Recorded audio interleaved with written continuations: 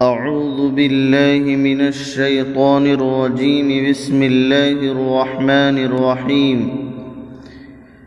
يا أيها الذين آمنوا ليستأذنكم الذين ملكت أيمانكم والذين لم يبلغوا الحلم منكم 3 مرات من قبل صلاة الفجر وحين تضعون ثيابكم من الظهيرة ومن بعد صلاة العشاء 3 عورات لكم ليس عليكم ولا عليهم جناح بعدهن طوافون عليكم بعضكم على بعض كذلك يبين الله لكم الآيات والله عليم حكيم.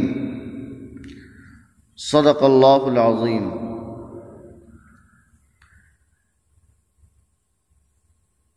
اے ایمان والو، اے وہ لوگ جو ایمان لا چکے ہو، لِيَسْتَأْذِنْكُمُ الَّذِينَ مَلَكَتْ أَيْمَانُكُمْ، چاہیے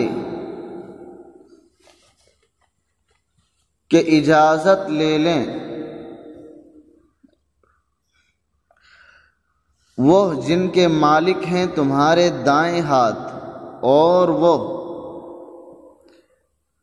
نہیں پہنچے بلوغ کو تم میں سے 3 بار،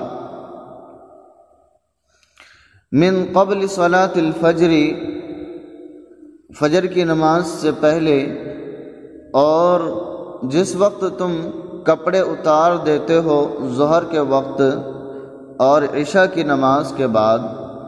3 اوقات ہیں تمہارے پردے کے.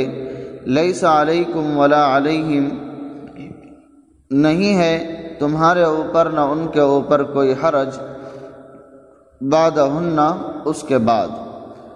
طوافون علیکم بعضکم علی بعض، بکثرت چکر لگانے والے ہیں، بار بار آنے جانے والے ہیں تم میں سے بعض پر.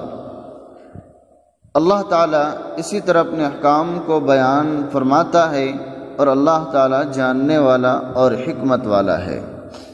اور جب بالغ ہو جائے بچے، منکم الحلم فلیستأذنوا، تم میں سے جب بالغ ہو جائیں بچے تو چاہیے کہ وہ اجازت لیں، اسی طرح جس طریقے سے پہلے لوگوں نے اجازت لی. اسی طرح اللہ رب العزت بیان فرماتا ہے اپنے احکام کو، اور اللہ تعالیٰ جاننے والا اور حکمت والا ہے. اس آیت کریمہ کے اندر اللہ رب العزت نے 3 باتوں کو بیان فرمایا ہے. پہلی بات، مذکورہ 3 وقتوں میں عموماً آدمی اپنے زائد کپڑے اتار دیتا ہے. کس وقت؟ ابھی تذکرہ اس کا آیا، من قبل صلاۃ الفجر، فجر کی نماز سے پہلے، اور ظہر کے وقت، اور عشاء کی نماز کے بعد. ان 3 وقتوں میں آدمی زائد کپڑے اتار کر عموماً اپنے رات گزارنے والے کپڑے یا جو لباس میں کچھ کم ہو ان کپڑوں کو پہن لیتا ہے. لہذا ایسے وقت کے لیے اللہ رب العزت نے حکم بیان فرمایا ہے کہ جو بار بار آنے جانے والے ہیں، غلام، باندی وغیرہ، اور وہ بچے جو بالغ نہیں ہوئے ہیں، وہ ان کو بھی چاہیے کہ ایسے وقت میں وہ اجازت لے کر کے داخل ہوں، کیونکہ عام طور پر انہی اوقات میں، ان 3 اوقات کے اندر آدمی اپنے زائد کپڑے کو اتارتا ہے، اور بیوی سے مخالطت کا وقت بھی عام طور پر یہی ہوتا ہے. اس لیے معاشرے کو درست کرنے کے لیے، معاشرے کو درست رکھنے کے لیے اللہ رب العزت نے یہ احکام بیان فرمایا ہے. بقیہ اوقات میں ان کے لیے، یعنی غلام باندی کے لیے اور جو نابالغ بچے ہیں جو بار بار ان کے پاس آتے جاتے ہیں ان کے لیے حکم نہیں ہے، کیونکہ اس کے اندر حرج ہے، اس کے اندر تنگی ہے اور یہ حکمت کے خلاف ہے۔ لہذا اس لیے بقیہ ان تین اوقات کے علاوہ بقیہ اوقات میں بار بار اجازت لینے کی ضرورت نہیں، جس طریقے سے گزشتہ آیت نمبر 27 کے اندر جو آیا ہے اس کے اندر جو بیان فرمایا گیا، ان کے لیے وہاں جو لوگوں کے لیے اجازت لینے کا حکم تھا، چھوٹے بچوں کے لیے اور غلام باندیوں کے لیے، ان تین اوقات کے علاوہ میں اس طریقے سے ان کے لیے اجازت لینے کی ضرورت نہیں ہے۔ یہ ایک بات ہوئی۔ دوسری بات، مذکورہ تین اوقات کے علاوہ میں غلام باندی اور نابالغ بچے عادتاً ایک دوسرے کے پاس بے روک ٹوک آتے جاتے ہیں، اس لیے ان کو ہر مرتبہ اجازت لینے کی ضرورت نہیں ہوگی، اس میں حرج اور تنگی ہے۔ یہ اوپر ابھی بیان کیا گیا، اور جو حکمت کے خلاف ہو اللہ رب العزت اس کا حکم نہیں دیا کرتا ہے۔ دو باتیں ہوئی۔ ایک بات تو یہ کہ ان تین اوقات کے اندر اجازت لینے کی ضرورت نہیں ہے، ان تین اوقات کے اندر اجازت لینے کی ضرورت ہے، وہ عام ہو یا خاص ہو، یعنی نابالغ بچے ہوں یا غلام باندی ہو، ان کے لیے بھی ان تین اوقات میں اجازت لینے کی ضرورت ہے اور بقیہ اوقات میں ان کے لیے نہیں ہے۔ دوسری بات، مذکورہ تین اوقات کے علاوہ میں غلام باندی اور نابالغ بچے عادتاً ایک دوسرے کے پاس بے روک ٹوک آتے جاتے ہیں، اگر بار بار اجازت لینے کا حکم ہو جائے تو حرج اور تنگی ہے۔ یہ دو باتیں ہوئی۔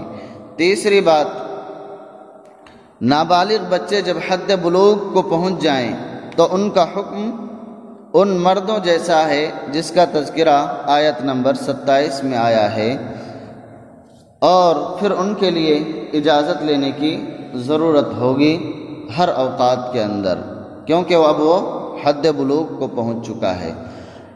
ان دونوں آیتوں کے اندر اسی کو بیان فرمایا گیا۔ حضرت ابن عباس رضی اللہ تعالیٰ عنہ سے مروی ہے کہ ان آیات کے نزول کے وقت رہن سہن سادہ تھا۔ اس سے پہلے جب آیت نازل نہیں ہوئی تھی تو رہن سہن سادہ تھا، دروازوں پر پردے نہیں رہتے تھے، کھلا رہتا تھا، لوگ آتے جاتے تھے، دیکھتے تھے چھوٹے بچے، اور نہیں پردہ دار مسہریاں تھیں۔ اس وقت کبھی ایسا ہوتا تھا کہ نوکر یا بیٹا بیٹی اچانک آ جاتے اور آدمی اپنی بیوی کے ساتھ مشغول ہوتا، اس لیے ان تین اوقات میں اجازت لے کر آنے کا حکم دیا۔ اور اب چونکہ دروازوں پر پردے، گھر میں پردہ دار مسہریاں یہ سب لگے ہوئی ہیں، اس لیے اب لوگ سمجھتے ہیں کہ یہی پردہ اور اجازت لے لینا کافی ہے۔ تفسیر ابن کثیر کے اندر اس حدیث پاک کو بیان فرمایا گیا ہے۔ الغرض، اس حکم میں مصلحت یہ ہے کہ کوئی کسی کی آزادی میں خلل نہ ڈالے۔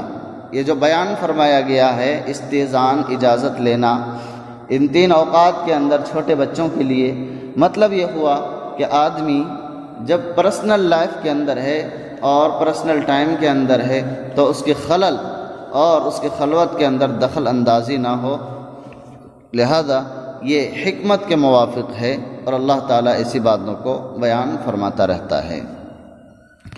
آگے ایک آیت کریمہ، والقواعد من النساء اللاتي لا يرجون نكاحا فليس عليهن جناح ان يضعن ثيابهن غير متبرجات بزينة وان يستعففن خير لهن والله سميع عليم۔